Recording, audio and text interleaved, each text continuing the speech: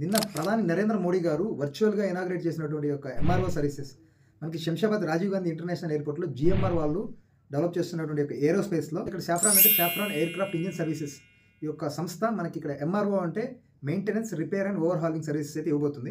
ముఖ్యంగా మనకి Rafale ఏరోప్లేన్స్‌లో use చేసే M88 ఈ యొక్క జెట్ ఇంజిన్స్‌లో దానికి సంబంధించి అన్ని సర్వీసెస్ ఇక్కడ చేసే విధంగా ఈ యొక్క కంపెనీ అయితే ఇక్కడ ఇన్వెస్ట్ చేయబోతుంది. దాదాపుగా దీనివల్ల ఇక్కడ 1000 పైన ఎంప్లాయ్‌మెంట్ అనేది క్రియేట్ కాబోతుంది. సో వన్స్ ఇక్కడ ఇవన్నీ ఆపరేషన్స్‌లోకి వచ్చేటప్పటికి ఇండైరెక్ట్‌గా కూడా ఇంకా చాలా జాబ్స్ అయితే ఇక్కడ తెలంగాణలో క్రియేట్ అవబోతున్నాయి.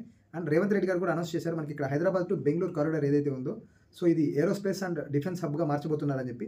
సో దీనివల్ల ఆల్రెడీ షాద్‌నగర్ ఏరియా అనేది చాలా డెవలప్ అయింది. చుట్టుపక్కల ఇంకా కూడా మనకి చాలా ఈ శంషాబాద్, షాద్‌నగర్ ఈ ఏరియా ఈ యొక్క ఏరోస్పేస్‌లో కూడా చాలా కంపెనీస్ అయితే ఇక్కడ ఇన్వెస్ట్ చేయబోతున్నాయి. ఇప్పటికే మన హైదరాబాద్‌లో 25+ వరల్డ్ క్లాస్ ఏరోస్పేస్ ఈ యొక్క దానికి సంబంధించిన కంపెనీస్ అయితే ఇక్కడ ఉన్నాయి. అండ్ అలాగే 1500కు పైన ఇక్కడ micro, small and medium enterprises companies ఉన్నాయి.